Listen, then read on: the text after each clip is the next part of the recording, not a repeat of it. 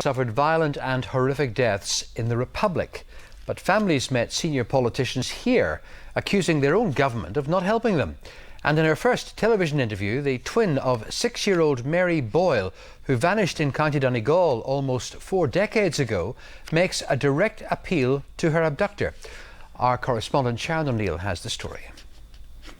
Years of torment, years of searching for answers.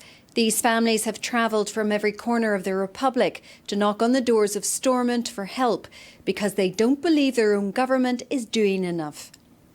All these families lost loved ones in the most violent way, and all have yet to get justice. They met parties from across the political spectrum here, sharing their stories. They're among a growing number of families, north and south, banging on the doors of power in both jurisdictions, demanding help from the authorities. These families say they have not been able to get a meeting with their own Taoiseach Enda Kenny over concerns about the investigations into the deaths of their loved ones. Lucia O'Farrell's son Shane was killed in a hit and run in County Monaghan 3 years ago. The main suspect had convictions here in Northern Ireland and the Republic. There are no words. He was our everything. We simply adored him. He was my son's only son and best friend. He had 4 sisters who simply love him. And having to come up here to try and get justice? Well, it's a sign of the times, isn't it? Lucia feels badly let down and wants her voice heard. What's going on for families is appalling. Dotted throughout the country, there's huge cases of injustice very similar to mine, and there's nobody that will address it. Anne Docherty is a twin. Her sister Mary was just 6 when she vanished after visiting her grandparents in County Donegal. That was 37 years ago, and she still hasn't been found. She was bubbly, she was kind. You know, she would stand up for herself, but she was just a lovely young one. It's believed Mary was murdered. By whom, that's not clear. Gardaí recently arrested a convicted sex offender. He was released pending a report to the Public Prosecution Service. That, the first major development in years. More could have been done. Definitely more could have been done. Do you think her killer could have been found and she could have been found? Yes, I do. I do believe that.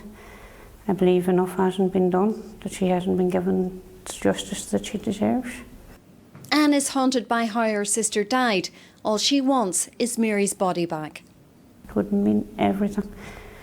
Like, I don't want my kids in years to come to have to be away searching for Mary the way I am and trying to get answers. You know, I want to be able to lay Mary to rest.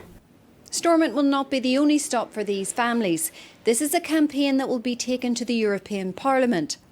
We're starting here in the home of our closest neighbours, and we hope that this will raise awareness, and we believe the people of Northern Ireland are going to be interested in these cases.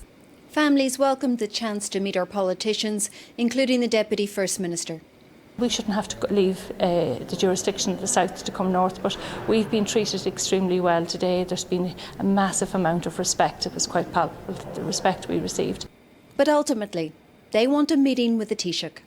All we want is a half-an-hour meeting, or even 15 minutes of a meeting, just see us. And what would you say to him, Anne? I would ask him, could he please get the guards to look over Mary's case to see was there something that they missed. And I would ask him, please help me find Mary. And I would say to him, if it was his family, what would he do? Anne knows only her sister's killer can end her anguish.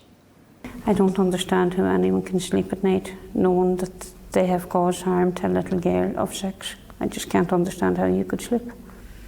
And what would you say to Mary's killer? Would you just give us back her body so that we can bury her in consecrated ground and that we could have closure as a family? These families may have travelled some distance to get here, but they are leaving with new hope.